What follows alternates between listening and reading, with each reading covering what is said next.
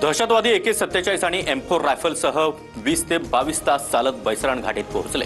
पहलगाम हल्ल्याबाबत सूत्रांची माहिती, अतिरेकी दुकानांच्या ठिकाणी थांबल्याची देखील माहिती समोर।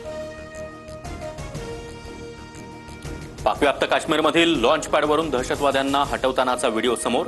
पाकिस्तानी सैन्याकडून पीओकेमध्ये रेकी, व्हिडिओ TV9च्या हाती। पाकिस्तानी नागरिकांच्या व्हिसाची मुदत संपली। अटारी बॉर्डरवरून आतापर्यंत 531 पाकिस्तानी नागरिक भारतातून परतले। 843 भारतीय पाकिस्तानातून मायदेशी परतल्याची माहिती। भारताच्या ॲक्शननंतर पाकिस्तान घाबरला।